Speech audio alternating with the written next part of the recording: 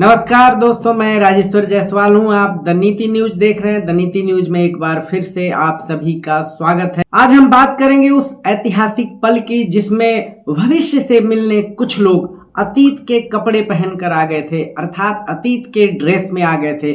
कैसे आ गए थे? मतलब जंगलीनुमा तो उनको नहीं कहा जा सकता, लेकिन प्रागैतिहासिक काल में, पौराणिक काल में जैसे कुछ लोग रहते थे, अधरंगे रहते थे, बिना कपड़ों के रहते थे, उस तरह आ गए। ये कौन लोग थे?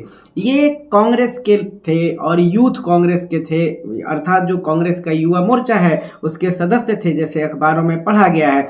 और वो कुछ तथ्यों को लेकर आ गए थे, कुछ पोस्टर्स लेकर आ गए थे, कुछ नारे लगा रहे थे। देखिए ये नारे क्या लगा रहे हैं।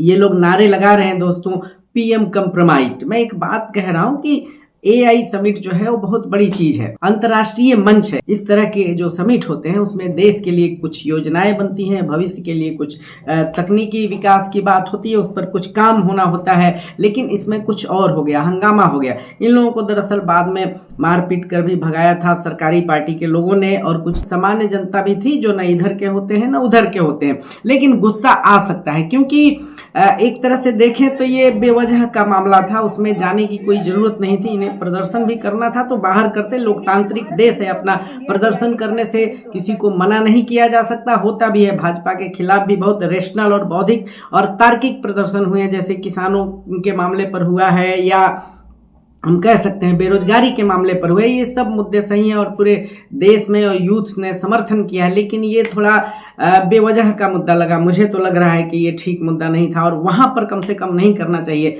हाँ, एक चीज़ और मैं बोल रहा हूँ कि वो गलगोटिया ने जो दिखाया था, जो गलगोटिया ने एक चाइनीज कुत्ते को अपना कुत्ता बता दिया था, मतलब उस पर अपना लेबल वोबल चिपका करके और दिखाने की कोशिश की थी, तो वो भेद खुल गया था। तो कांग्रेस को अगर इस पर कुछ करना था तो वही लेके उठाती, और बार बार वो लोग मजाक बना रहे हैं उस चीज पर, मीम बन रहा है। खास करके वो जो नेहा सिंह थी मैडम, उनको तो संभवतः नौकरी से भी निकाल दिया गया है, और खूब छीछा लेदर हो रही है उस बात को लेकर के दुनिया भर में कि हमने आरएनडी पर काम नहीं किया है, हमारे पास एआई का कुछ भी नहीं है। ठीक है, एक चीज और भी उसमें खुलकर सामने आई है, एक बात की, जो लोग जो भारतीय थे उसमें और जो काम करना चाहते थे या काम कर रहे हैं, उनका भी स्टॉल लगा था, कुछ देर के लिए उनको भी बाहर कर दिया गया था। तो ये सब मुद्दे थे, आप उस पर बात कर सकते थे, टीवी पर बात कर सकते हैं, सोशल मीडिया पर बात कर सकते हैं, तमाम जो चैनल है उन पर आपकी बात नहीं जाएगी, कोई बात नहीं है। लेकिन दूसरी जगहों पर तो आपकी बातें जा रही है ना,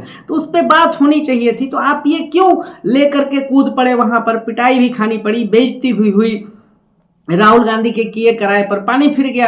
अब तो सब कुछ उन्हीं के नाम पर चला जाएगा कि भाई ये राहुल गांधी ने कराया है, और सब लोग बोल भी रहे होंगे, बोलेंगे भी, क्योंकि आप पॉलिटिकल पार्टी के हेड के ऊपर ही जाता है। बेशक कोई नीचे टेल अर्थात कोई छोटा मोटा नेता भी ये सब प्लान किया होगा, तो जाना तो राहुल जी पर ही है, जाना सोनिया गांधी पर है। ठीक है, तो ये ले देकर मामला ठीक बैठा नहीं कांग्रेस के लिए।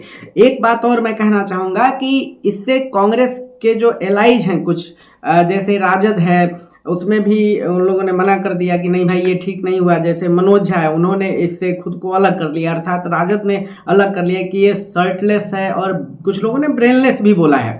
और ये कहानी तो आप समझ लीजिए कि पहले शिवसेना करती थी, उसने भी खुद को अलग किया है इससे। मतलब जेएमएम ने भी अलग कर लिया है खुद को, झारखंड मुक्ति मोर्चा ने भी अलग किया है। ठीक है, इस पर किसी ने भी कांग्रेस का साथ नहीं दिया, क्योंकि मामला देश का है। कई बार देश की बेइज्जती होती है तो मोदी जी का भी खूब विरोध होता है, दूसरे लोग भी करते हैं, थोड़े दबे जुबान से करते हैं, लेकिन करते तो हैं, सोशल मीडिया पे करते हैं या चुपचाप बातचीत में निकल जाती है, बाद में वायरल हो जाता है। तो आपको क्या जरूरत थी उछल कूद मचाने की, पिटाई? अब मान लीजिए उतने लोग हैं और 10 लोग आप जा रहे हैं, क्या कर लीजिएगा भाई? 1000 ही चले गए तो क्या होगा? नहीं जाइए, आप बाहर बात कीजिए, बाहर प्रदर्शन कीजिए, वहां जाने का क्या मतलब है? ऐसे भी उसमें बहुत सारी घटनाएं हुई थी, जैसे यहाँ पॉलिटिकल पार्टियों की मीटिंग जब होती है तो जो राष्ट्रीय अध्यक्ष होते हैं या जो मंच के सबसे बड़े नेता होते हैं, आपको याद है, ऐसे हाथ उठा देते हैं। देखिए ये मोदी जी ने कैसे हाथ उठा लिया है।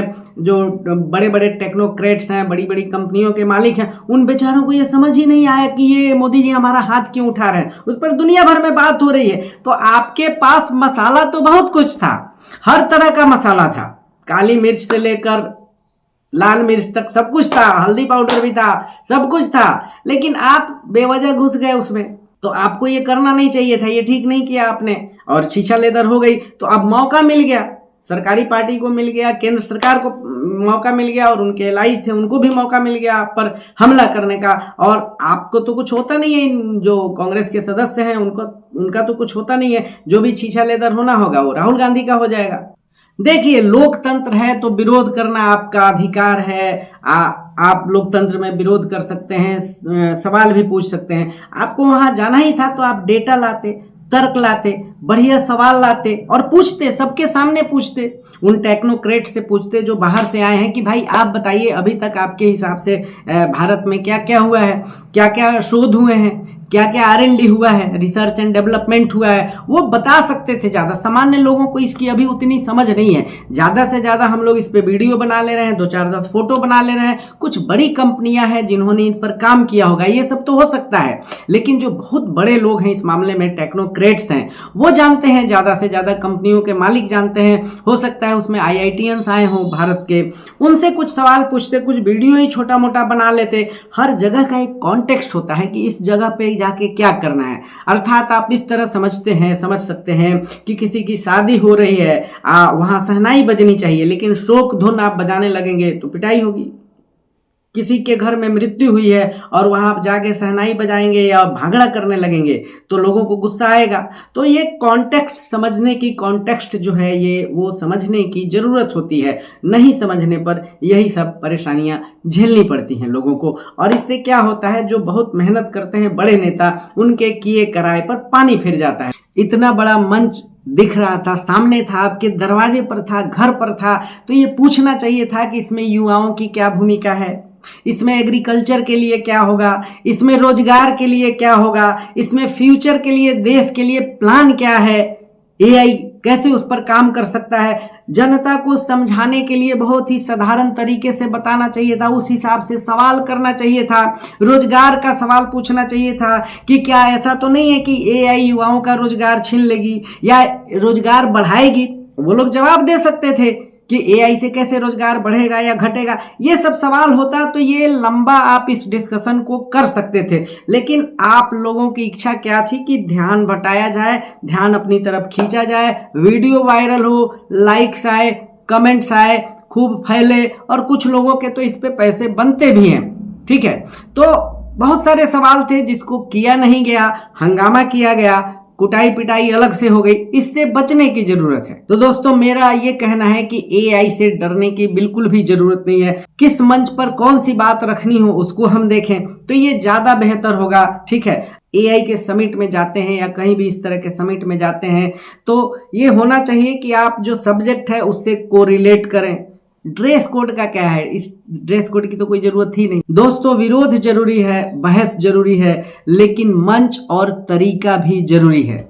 आगे से आप जब कभी भी कहीं जाएं तो कम से कम जो कार्यक्रम है उसके हिसाब से कपड़ों का चुनाव करें, बहस का चुनाव करें, तो ये ज़्यादा बेहतर रहेगा। दोस्तों, अगर आपको हमारा ये वीडियो पसंद आया हो तो कृपया इसको लाइक करें, कमेंट करें और द नीति न्यूज को सब्सक्राइब अवश्य करें और अपनी राय तमाम मुद्दों पर दे सकते हैं। धन्यवाद।